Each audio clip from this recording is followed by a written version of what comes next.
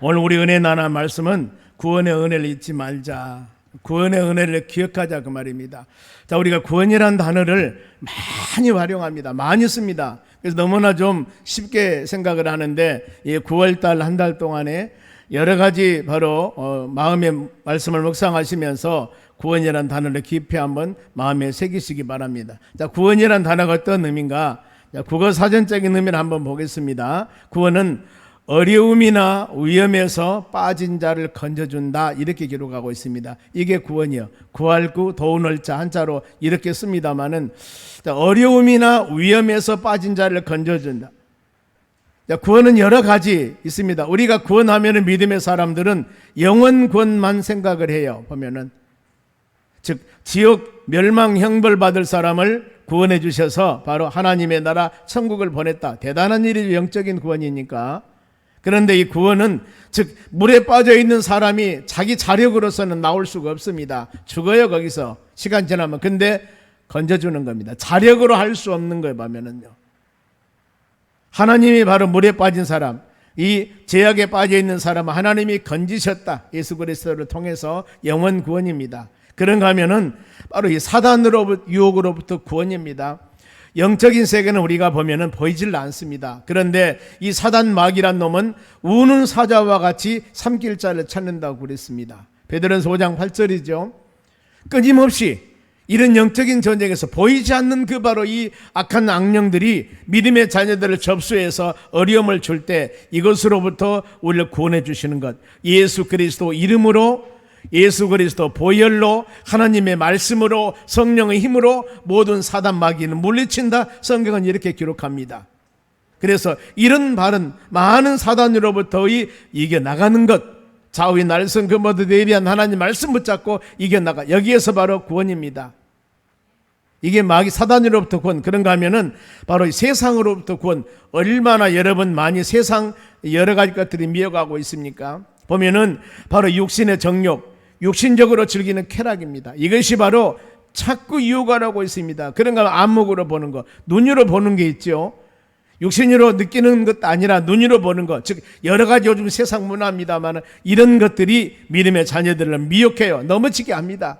이생의 자랑들, 명예 권세, 이건 누리다가 예수 떠나고 하나님 알지 못하고 이런 부분들, 이것으로부터 우리는 건져주셔야 되는 것, 이것이 구원입니다. 그런가 하면은 질병으로부터 고통당하는 사람을 치유해주는 것. 예수님께서 그럽니다. 질병 치료해주면서 네 믿음이 너를 구원했노라. 그러면서 그 연약한 심령의 질병을 치료해줍니다. 그래, 구원 한 달 동안에 우리가 영적인 확실한 구원을 깨닫고 이런 악한 사단 마귀의 모든 역사로부터 완전한 구원, 그리고 세상의 유혹에 빠지지 않고 구별된 성도로서의 믿음 생활에 나갈 수 있는 그런 구원, 더 나가서 육신의 강건함을 가질 수 있는 이런 완전한 영과 육신적으로 전인 구원하는 받는 여러분이 되어서 항상 하나님을 찬양하며 하나님께 영광 돌리며 믿음으로 사는 여러분들이 되시기를 주의 이름으로 축원합니다.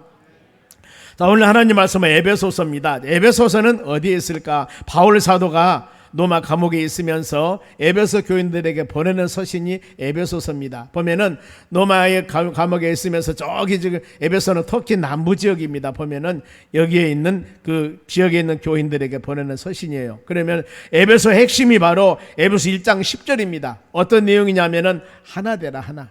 그리고 예수 그리스도를 머리로 삼아라, 이 말입니다. 자, 이 말씀 보세요. 하늘에 있는 것이나 땅에 있는 것이 다 그리스도 안에서 통일되게 하려 하심이라 그랬습니다. 이게 에베소 이 말씀의 핵심입니다. 그러면 이 쉬운 말씀으로 한다면은 천지의 모든 것이 예수 그리스도를 머리로 하나가 돼야 할 것이다, 그 말입니다.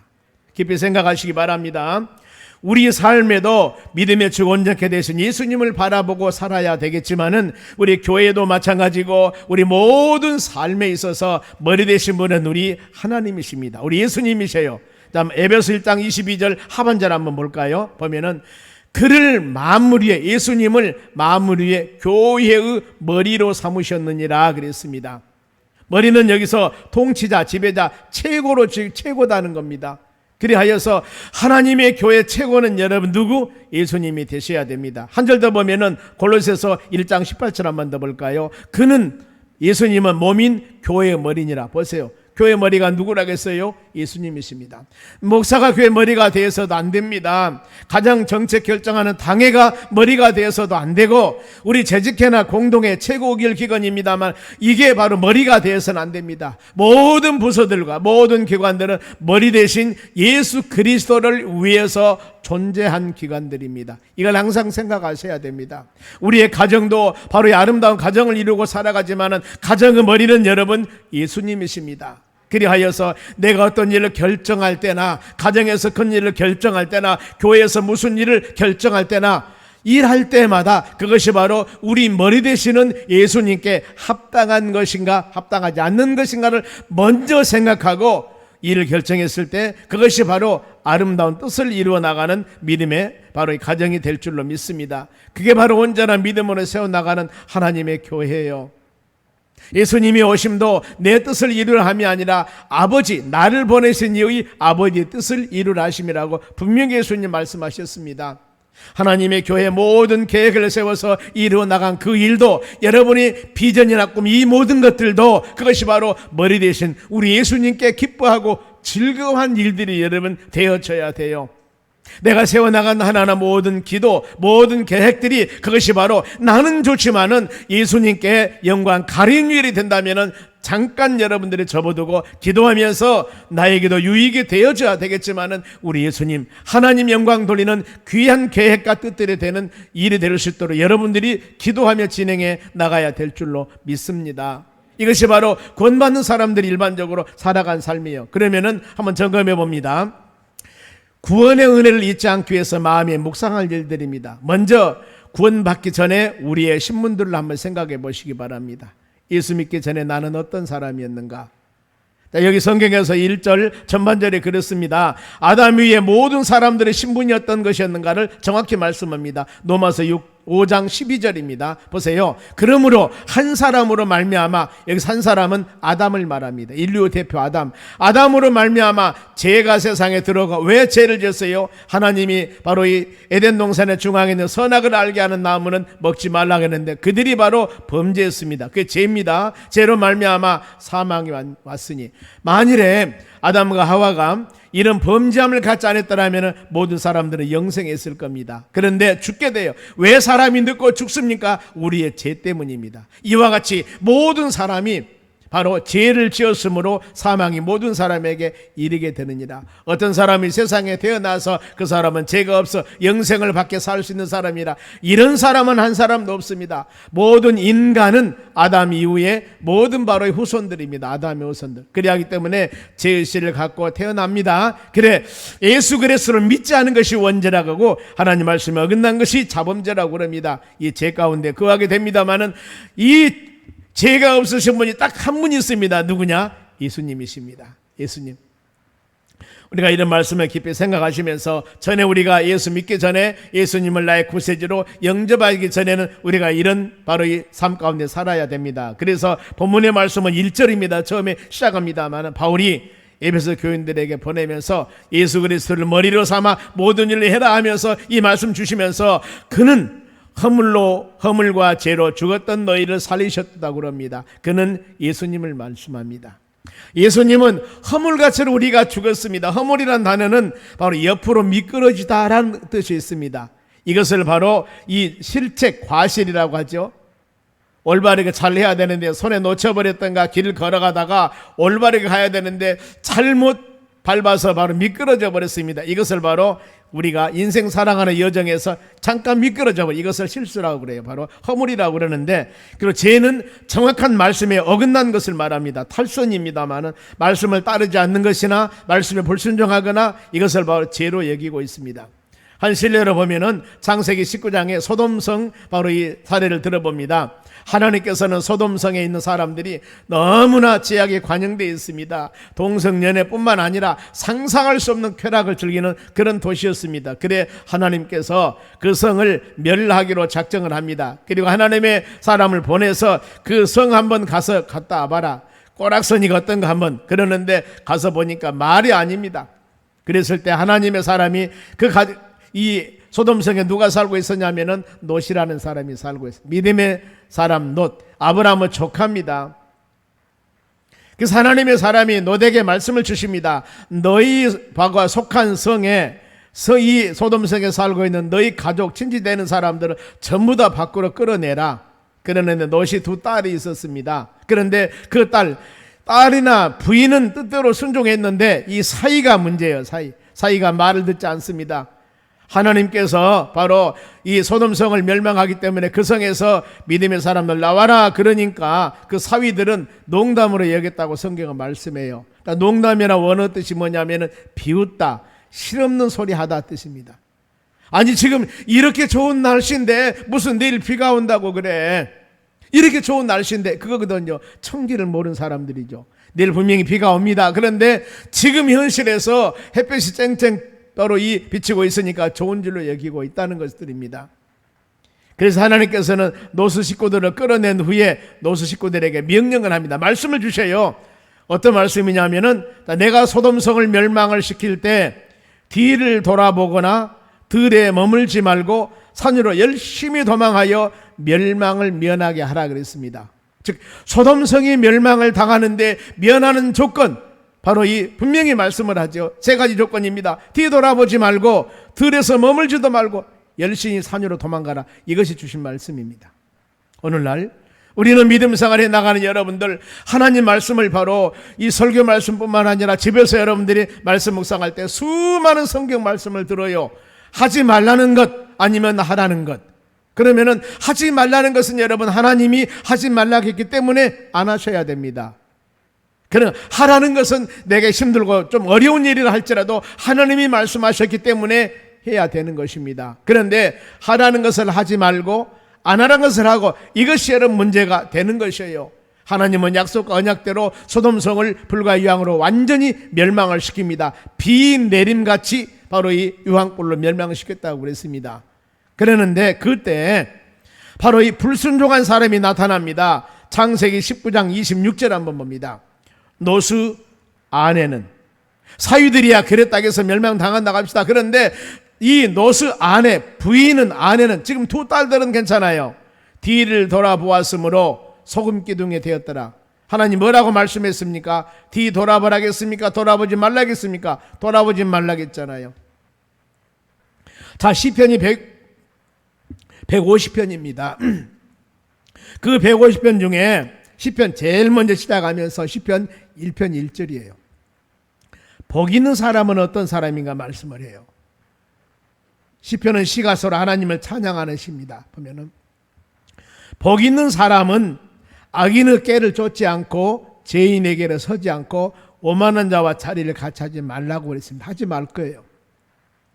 여러분 이거 하면 안 됩니다.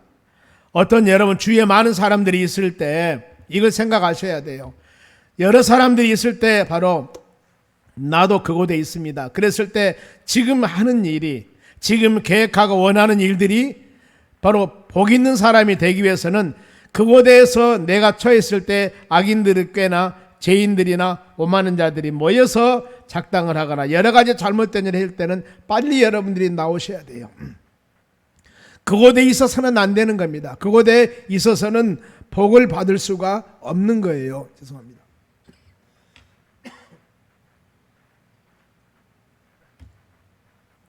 그런가 우리가 할 일이 무엇인가? 2절 말씀이죠. 여호와 하나님 말씀을 주야로 묵상하라 그랬습니다. 이거거든요. 우리가 하나님의 전에 와서 말씀 묵상할 때 그 말씀을 마음에 새기셔야 돼요. 내가 할 것과 하지 말 것들 알면서도 우리가 그것을 제대로 제어하지를 못할 때가 많이 있습니다. 이럴 때마다 물론 몰라서도 그럴 수가 있지만은 하나님 나로 하여금 그 내게 깨달음을 주신 그 말씀대로 신행하며 준행하며 살 수 있는 믿음과 힘을 주시라고 하나님께 기도하셔야 됩니다. 이것은 우리가 할 수 있는 일이 아닙니다. 이것을 하면 안 돼요. 그러는데 여러분, 그런다고 해서 여러분 뚝 그칩니까? 안 됩니까? 아니에요. 마음으로서는 이것을 하면 안 되는 것을 알면서도 내 눈과 손이 그곳에 가 있을 수가 있습니다. 우리 모든 삶은 하나님의 성령께서 머리에서 발끝까지 성령의 전신갑주로 지켜주시고 돌봐주셔야 되는 것입니다. 그래 우리는 끊임없이 내 연약함을 인정하면서 하나님께 모든 것을 맡기며 하나님 인도함 받으며 믿음으로 살아가는 여러분들이 되시기 바랍니다. 노스 부인이 몰랐습니까? 알았지 않습니까? 분명히 하나님이 말씀을 하셨어요. 뒤돌아보지 말고 멸망을 면하라 그랬습니다. 그런데 왜 뒤돌아봤을까요? 아마 노스 부인은 불순종이죠. 믿음이 부족합니다. 하나님이 설마 그 좋은 물질 문명에 발달되어 있는 그 좋은 바로 이 소돔성을 어찌 하나님이 멸망할 수가 있을까? 안 할 거야. 겁만 주려고 할 거야. 이런 생각을 했을 수도 있습니다. 여러분, 성경 말씀에 하나님의 약속은 시건치 않습니다. 하나님의 약속의 말씀은 1.1의 변함이 없이 그대로 다 이루어지심을 믿으시기 바랍니다. 성경이 66권입니다. 마지막 장이 요한계시록, 그 중에서도 마지막이 요한계시록 22절, 그 중에서도 마지막이 18절, 19절, 20절 요한계시록 마무리하면서 이 애언의 말씀, 성경 말씀을 가하는 자는 재앙이 더할 것이고 감하는 자는 생명의 것이 이름을 제벌 것이라고 그랬습니다. 우리가 묵상하는 이 하나님의 성경 말씀은 1.1의 변함이 없이 하나님은 그대로 다 이루심을 우리가 믿으셔야 돼요. 이것은 우리에게 윤리나 도덕을 가르치는 그런 기본 교과서가 아닙니다. 생명을 살리고 죽이는 놀라운 바로 생명의 양식서임을 우리가 마음으로 깊이 생각하시기를 바랍니다. 때문에 이 말씀 묵상하시면서 우리는 하나님 말씀은 두 귀로 듣고 하나님 말씀에 순종하시기 바랍니다. 믿음의 생활은 내 생각대로, 내 뜻대로, 내 방법대로 믿음 생활한 것들이 아니라 하나님 말씀 듣고 하나님의 뜻과 하나님의 방법대로 믿음 생활을 해나가는 여러분이 되셔야 돼요. 그리고 내 마음에 안 맞고 내 마음에 힘들고 내 짐에 무거운다 할지라도 하나님이 나에게 주는 말씀은 아멘하고 순종할 수 있는 여러분이 되셔야 됩니다. 왜요? 하나님의 말씀이기 때문에. 하나님은 우리에게 하나님 말씀을 줄 때 우리에게 충분히 그 일을 이룰 수 있는 바로 말씀을 주십니다. 그리고 내가 이룰 수 없다면 이룰 수 있는 힘을 주신 분이 하나님이심을 여러분들이 믿으셔야 돼요. 이 신앙 갖지 않으면 하나님 나는 이건 못합니다, 할 수 없습니다, 나는 부족합니다 이러면서 주저앉아 버린다니까요. 바울이 그 어마어마한 사역 감당할 때 바울이 무슨 힘이 있었겠습니까? 빌립보 4장 13절 말씀 보면은 내게 능력 주는 자 안에서 내가 모든 일을 할 수 있느니라, 이 신앙의 고백이었다는 겁니다. 여러분, 우리도 그런 고백하시기를 바랍니다. 허물과제로 죽었던 우리, 소망 없는 우리를 주님은 사랑하심을 믿으시기 바랍니다. 그러면은 허물과제로 죽었던 예수를 영접하기 전에 우리의 삶은 어떤 삶이었는가? 2절 3절에 세 가지가 나옵니다. 첫째 2절 봅니다. 어떤 삶이었을까요? 자, 그때입니다. 여기서 그때는 예수 그리스도를 영접하기 전이에요. 너희는 그 가운데서 행했습니다. 그리고 이 세상 풍조를 따르고, 첫째가 이것이에요. 세상 풍조 따랐습니다. 공중권세를 잡은 자를 따랐으니, 공중권세 잡은 자가 누군 겁니까? 곧 불순종의 아들들 가운데 역사하는 영이라고 그랬습니다. 이건 사단의 영입니다. 그래서 2절에서 예수 영접하기 전에 세상적인 사람들의 삶의 전형적인 특징, 첫째, 세상 풍조를 따른 사람들이었다. 즉 믿음 안에 사는 사람들이 아닙니다. 세상 쾌락이 최고 우선입니다. 육신의 욕망, 육신의 것만 추구하면 오케이 하는 바로 그런 거예요. 하나님의 성령이 없습니다. 우리가 여기서 알아야 됩니다. 물론 세상 것이라고 담을 쌓는 것은 아닙니다. 세상에서도 좋은 것들이 있습니다. 이것을 다 정죄하면 안 돼요. 마태복음 5장 예수님께서는 너희는 세상의 소금이 되고 너희는 세상의 빛이 되라고 말씀을 했습니다.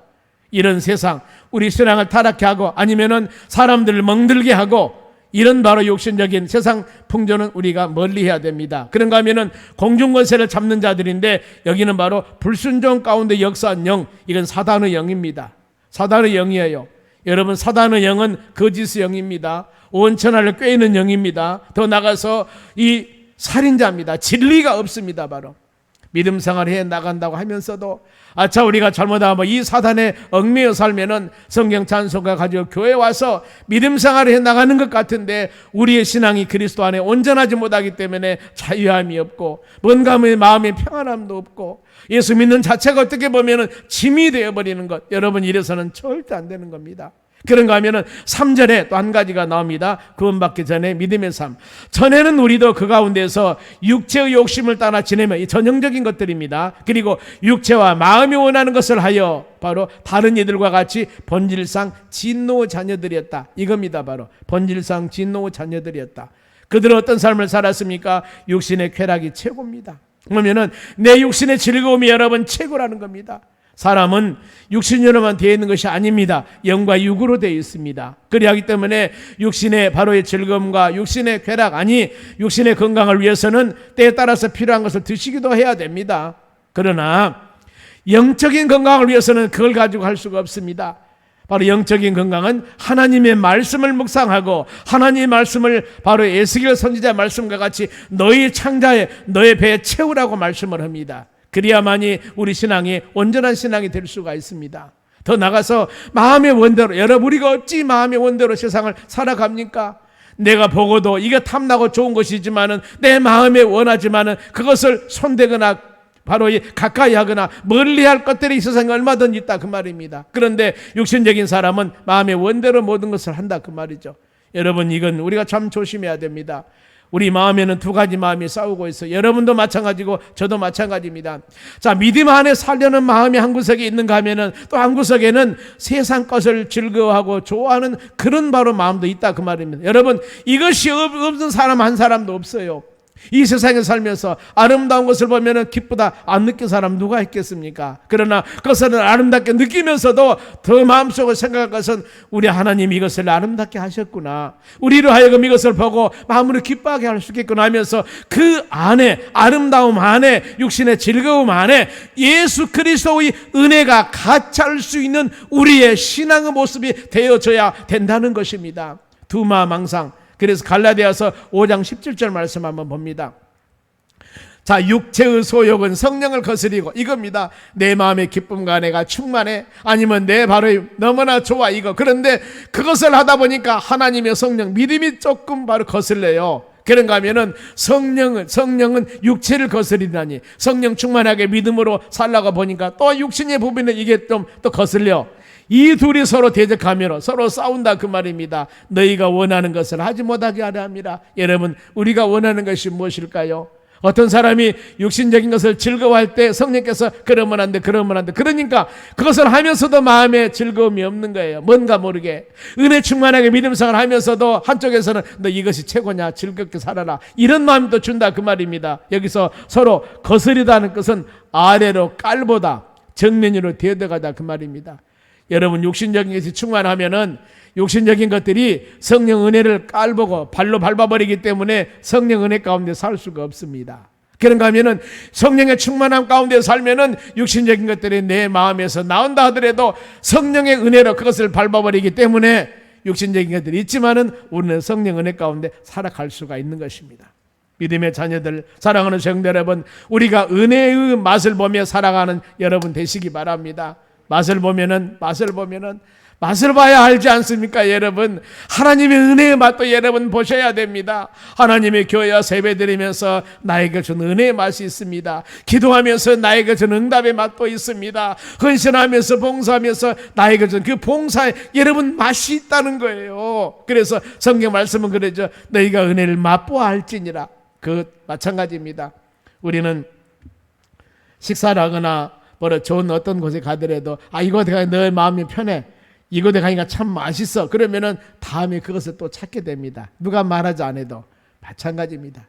우리가 하나님의 은혜를 체험하고 하나님의 은혜를 마음에 깊이 새기면은 그 은혜의 장소를 찾게 되어 있습니다. 여러분 그걸 놓치지 마시기 바랍니다.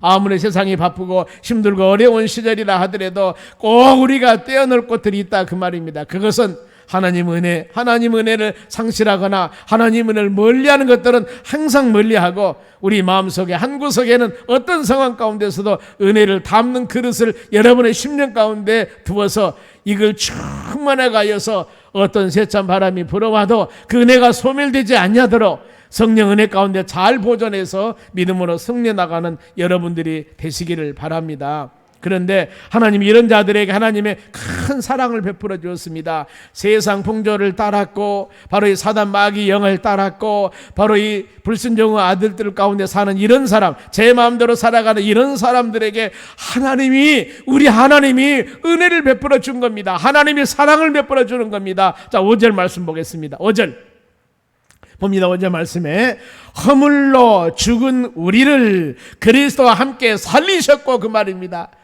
허물이라는 것을 말씀을 드렸죠. 미끄러지다는 뜻입니다. 온전하게 일로 바르게 가야 되는데 우리 신앙이 뼈다귀니 미끄러져 갑니다. 이런 자, 그런 데서 하나님께서 너는 그렇게 살아, 너는 미끄러졌으니까 너는 바로 넘어져서 그대로 살아 하면서 밟아버린 것이 아니라 그 말입니다. 이렇게 우리가 자로나오르나 치우친 사람이었었는데 이런 사람을 그대로 놔두지 않고 하나님이, 예수님이 우리를 살려주셨다는 거예요. 우리를, 예수님이 우리에게 영혼의 생명을 부어주었다는 겁니다. 그리스도와 함께 살리셨다는 겁니다. 믿음의 자녀들이 혹시라도 힘들고 지치고 어려운 상황이라 하지만은 예수님 붙잡으시기 바랍니다. 이브리서 12장 2절에 믿음의 주가 되십니다. 믿음의 시작이고 믿음의 주가 되시고 온전케 하신 예수님 바라보시기 바랍니다. 주님은 우리에게 무시로 수시로 탓하지 아니하시고, 우리 주님은 여러분들에게 힘을 주시기도 하고 위로해 주시기도 하고 여러분들을 안아주시기도 하고, 이 주님 붙잡고 믿음으로 승리하셔요. 고린도후서 1장 이 말씀이 있습니다. 위로 주님을 바라보라고 그랬습니다. 위로 주님, 여러분 힘드십니까? 우리 주님은 위로 주님이라고 말씀하셨기 때문에 주여 묵상하며 기도하며 하나님, 내 형편과 처지가 이렇게 힘들고 어렵습니다. 내가 여러 가지 환경 가운데 힘들어합니다 하고 묵묵히 하나님께 눈물을 토하면서 모든 우리의 상황을 얘기하며 부르짖으며 간구할 때 전능하신 하나님께서 여러분들을 위로해 주시고 감싸 주시고 눈물을 닦아 주시고 울음이 변해서 기쁨이 되게 하는 역사로 하나님이 어느 땐가 변해주는 역사가 일어날 줄로 믿습니다. 우리는 우리 자신을 바라보지 말고 우리 함께 하신 예수님 바라보며 믿음으로 살아가셔야 돼요. 내가 내 자신을 바라볼 때마다 우리는 낙심하고 좌절할 수밖에 없습니다. 왜요? 우리의 모든 삶이 낙심, 좌절적인 요소가 너무나 많기 때문에. 그런데 우리 예수님은 나는 그거 보지 않는다, 나만 바라보라, 말씀만 붙잡아라, 성령의 충만함 가져라, 그리하면 이 모든 어두운 그림자는 빛으로 오셔서 다 해결해버리고 빛 가운데 거하는 믿음의 삶을 살게 한다고 분명히 주님은 약속하셨습니다. 바로 우리가 예수 그리스도 안에 사는 사람이 어떤 신분인 줄 아십니까? 고린도후서 5장 17절 말씀 한번 봅니다. 자, 그런즉 누구든지 그리스도 안에 있으면은 새로운 피조물이라, 이전 것은 지나갔으니 보라 새 것이 되었다. 우리는 여러분 리모델링 된 사람들이요. 지금 보면은요, 이 집도 리모델링 하면 좋지 않습니까? 완전하게 리모델링 한 거예요. 보면은 허물과 죄로 죽었던 우리들인데 예수 영접함을 통하여서 우리의 모든 삶이 이렇게 새로운 피조물로 만들어져 버린 겁니다.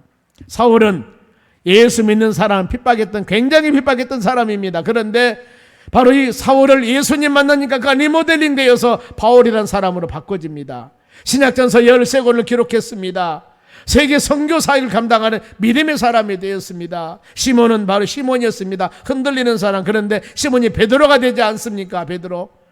예수님 만나니까 흔들린 시몬이 베드로로 리모델링이 되었습니다. 반석으로 이 갈릴리 바다에서 고기 잡는 바로 어부가 예수님 만나니까 복음을 전하는 사도로서 리모델링 바꿔줘 버렸다, 그 말이에요. 여러분, 우리도 동일합니다. 사울과 함께 하신 하나님, 시몬과 함께 하신 하나님, 바로 이 사울을 바울로 바꿔주고 시몬을 베드로로 바꿔준 하나님, 그들이 예수 만나서 이렇게 변했듯이 우리도 예수님 만나서 완전한 새로운 피조물로 변화 바꿔짐을 여러분들이 확신 가지시기 바랍니다. 이것이 하나님의 사랑이에요. 또한 하나님의 사랑은 6절 말씀 봅니다. 또 함께 일으키사, 세상에 빠져서 아니면 힘들고 지쳐서 낙심과 좌절 중에 있는 그 사람을 하나님이, 예수님이 일으켜 주셨습니다. 그리고 너 일으켰으니까 마음대로 가가, 그게 아니에요. 계속적으로 붙잡아 주시는 거예요. 예수 그리스도 안에서 함께 하늘에 앉으셨느니라. 지속적으로 바로 이 일으킨 그를, 영적인 영혼을 바로 하나님의 놀라운 은혜를 공급하셔서 계속적으로 하나님 은혜와 말씀과 믿음 안에 살 수 있는 힘, 하나님의 나라 소망하며 하나님의 보좌를 바라보며 믿음으로 사는 사람을 하나님이 바꿔주신다, 그 말입니다. 누구? 예수 그리스도 안에 있는 자들에게. 이런 하나님의 사랑을 여러분들이 믿고 하나님의 성령과 말씀의 능력으로 우리는 계속 새 생명을 우리에게 주시며 믿음으로 은혜를 충만케 하고 항상 함께 하시면 하나님은 약속하셨습니다. 이 주님 붙잡으시고, 혹시라도 마음에 힘들고 어려운 마음이 있다면 내 마음의 생각은 다 멀려버리고 주님 의지하고 승리해 나가시기 바랍니다. 그러면은 우리에게 사랑 구원을 주신 이유가 있습니다. 7절 보입니다. 왜 하나님께서 우리를 구원해 줬을까? 세상 풍조와 허물에 빠져 놔두도록 그만둬버리지 왜 붙잡아 주셨을까? 7절 시작. 이는 그리스도 안에서 우리에게 자비하심, 이것이 바로 하나님의 친절하심입니다. 예수님의 친절하심입니다. 그리고 그의 은혜, 우리 같은 사람도 택하여서 믿음의 자녀로 세우심을, 은혜의 지극히 풍성함을 오는 세대에 바로 나타내려 합니다. 그렇지 않습니까? 2000년 전에 사울이라는 사람을 택하여서 바울이라는 사람을 만들어서 신약성서 13권 기록했고 놀라운 하나님의 사역을 감당하신 하나님 은혜, 지금도 다음 세대 2000년 후에 지금 세대 앞으로도 마찬가지, 다음으로도 마찬가지입니다. 모든 사람이 말씀 묵상할 때 핍박자 사울을 하나님이 변화시켜서 전도자 바로 이 바울로 만들었습니다. 여러분들, 내가 전에는 이런 사람이었고 내가 전에는 이렇게 형편없는 사람이었으나 우리가 예수를 믿었더니 저 사람이 저렇게 변했더라. 이것을 바로 후세에게 전하기 위해서 우리 주님은 이런 사랑을 베풀어 주셨다고 말씀을 합니다. 그러면은 가장 중요한 핵심 구절입니다. 구원은 어떻게 받았을까? 구원은 하나님 왜 우리를 구원해 주었을까? 본문의 8절입니다. 우리가 한 주간 동안 묵상할 말씀이요. 시작. 너희는 그의 은혜를 인하여 믿음으로 말미암아 구원을 받았으니 이것이 너희에게 난 것이 아니요 하나님의 선물이다. 다 두 파트로 나눕니다. 자, 우리가 구원받는 것은 믿음으로 구원받았습니다. 믿음으로 믿죠. 구원을 받는 여러분 조건은 어떤 것이 조건돼도 안 됩니다. 그 사람이 기도를 많이 하고 예수를 많이 믿었고 헌금을 많이 하고 믿음이 좋고 선하고 착하고 이것도 여러분 조건이 될 수가 없습니다. 예수를 믿는데 할례를 받아야 된다. 이것도 구원 조건이 될 수가 없습니다. 예수를 믿는데 안식일을 지켜야 구원받는다. 이것도 될 수가 없다. 그 말입니다. 우리는 구원은 오직 단순히 예수 그리스도를 믿는 것입니다. 어떤 것도 거기에 조건이 되어서는 안 돼요. 조건이 되어버리면은 여러분 그것이 이단이 되는 겁니다. 그런데 사람들 어때요? 믿으면 구원받으니까 너무나 쉽거든. 뭔가 문에 조건이 있기를 원하는데 이것이 바로 이단들의 사슬이라니까요. 이거 넘어가면 안 됩니다. 그래서 우리의 믿음은 은혜라고 말씀을 합니다. 거저주는 겁니다. 바울이 갈라디아 교인들이 어땠는가 하면 바울이 복음을 증거했어요. 이것만 믿기만 하면 구원받는데 다른 사람이 와서 예수만 믿는다고 구원받아? 할례를 받아야 구원받지. 대체나 생각해 보니까 그런 것 같아. 이것을 다른 복음이라고 그래요. 그럼 이렇게 다른 복음을 전하는 사람은 어떤가요? 갈라디 1장 8절 말씀 봅니다. 그러나 우리나 혹은 하늘로부터 온 천사라도, 그 사람이 대단한 능력 있는 사람이라도 우리가 너희에게 전한 복음 외에 오직 예수 믿으면 구원받습니다. 다른 복음을 전하면 어떤다고요? 저주를 받는다고 말씀을 합니다. 단순히 여러분 구원은 예수 그리스도를 믿음입니다. 우리 제 십자가 죽으시고 3일 만에 부활하신 예수님, 이 예수를 믿는 것입니다. 그리고 바로 구원은 하나님의 은혜예요. 여러분의 노력해서 구원받는 것이 아닙니다. 예수 구원받는 것이 아니다 그 말입니다. 그래서 너희에게 난 것이 아니고 하나님이 주시는 선물이라고 하는 거예요. 선물. 내 노력에서 구원받는 거 아닙니다. 내가 다른 사람한테 착했다고요? 아니에요. 착한 것으로 보면은요, 윤리나 도덕적으로 예수 안 믿는 사람보다 저 밖에 어떤 사람이 훨씬 더 착한 사람이 있을 수도 있습니다. 그런데 그 사람은 구원받아야 아닙니다. 하나님이 선택해 주셨습니다. 그래 여러분, 종교 생활이라 하는 것은 뭐냐면은 내 노력과 내 힘으로 어떤 것을 이루려고 하는 것. 여러분 이건 종교예요. 잘 묵상하시기 바랍니다. 그러나 우리가 기독교 신앙은 하나님의 말씀을 듣고 은혜를 깨닫고 성령께서 하나님께서 모든 일을 다 해주는 겁니다. 하나님이 다 하시는 거예요. 이것이 여러분 신앙입니다. 우리는 종교 생활이 아니라 내가 무엇을 힘쓰고 있으려고 하지 마시고 믿음 생활, 온전한 믿음 생활, 하나님께 맡기면서 주님이 주시는 힘과 능력을 가지고 봉사, 헌신, 감사, 기도, 예배도 마찬가지입니다. 나를 구원해 주신 하나님에는 너무 감사해서 드려주는 예배가 되어져야 돼요. 내가 주일 성수 안 하면 벌을 받는다, 이것이 아니라니까요. 구원의 은혜 감사해서 하나님께 예배 찬양 드리는 여러분 되셔야 되는 겁니다. 그러면은 하나님이 귀한 구원을 선물로 주신 이유가 있습니다. 자, 2절 말씀 묵상하고 마칠게요. 자, 9절 말씀 보겠습니다. 왜 우리에게 선물로 구원을 주었을까? 깊이 생각하시 바랍니다. 행위에서 난 것이 아니니, 여러분 우리 구원받는 것은 내가 노력하고 힘써 된 것이 아니에요. 이는 누구든지 자랑하지 못하게 합니다. 내가 구원받았다라고 자랑하고 다니지 못하도록 선물로 하나님이 주신 겁니다. 행위에서 난 것이 아니라 그 말입니다. 그러면은 마지막으로 구원받는 자들이 명심해야 할 일입니다. 우리 노력으로 구원받는 거 아니었어요. 하나님의 선물로 받은 것인데 이 하나님께서 우리에게 구원을 주신 이유가 있습니다. 10절 상반절입니다. 우리는 그가 만드신 바라. 이 말씀은 표준 세번역, 지금 쉬운 성경에 보면은 우리는 하나님의 작품이라고 그랬습니다. 여러분들은 하나님의 작품이에요. 믿으십니까? 작품입니다. 여러분, 세상의 인구 중에서 나 같은 사람은 한 사람도 없습니다. 가장 좋은 작품이에요. 그러지 않습니까? 제가 키가 작아서 한 달 청소년 때는 좀 힘들었어요. 그런데 나중에 예수 믿고 은혜 받고 난 후에 그렇구나. 나 같은 사람은 세계에서 한 사람도 없다. 하나님이 나를 가장 좋은 창조물로 만드셨다. 여러분, 이겁니다. 이걸 마음으로 생각하셔야 됩니다. 그러니 하나님의 창조 최고 작품이 여러분임을 믿으시기 바라며, 어떤 사람, 우리는 이것을 아는 여러분들은 나보다 못하다고 멸시하거나 천대해서도 안 된다 그 말입니다. 왜? 하나님의 작품인데. 또 한 가지는 2절 중반절입니다. 보면은 그리스도 예수 안에서 선한 일을 위해서 지으심 받는 자라고 말씀을 합니다. 하나님 왜 우리를 만드셨습니까? 왜 최고 작품으로 만드셨어요? 선한 일을 행하기 위해서입니다. 선한 일은 윤리적인 선도 있지만은 하나님의 뜻을 이루고 생명을 살리는 일을 하고 하나님의 의를 이루는 것, 즉 하나님의 영광 가리운 일을 해서는 안 되고 하나님 영광 돌리는 믿음의 자녀들이 되게 하기 위해서 우리를 구원하심을 여러분들이 믿으시기 바랍니다. 그래, 우리 모든 사람들이 행하는 일은 먹든지 마시든지 무엇을 하든지 하나님의 영광을 사는 여러분 되시기를 주의 이름으로 축원합니다. 자, 우리가 이 시간 주신 말씀 붙잡고 같이 하나님께 결단한 찬양을 하겠습니다.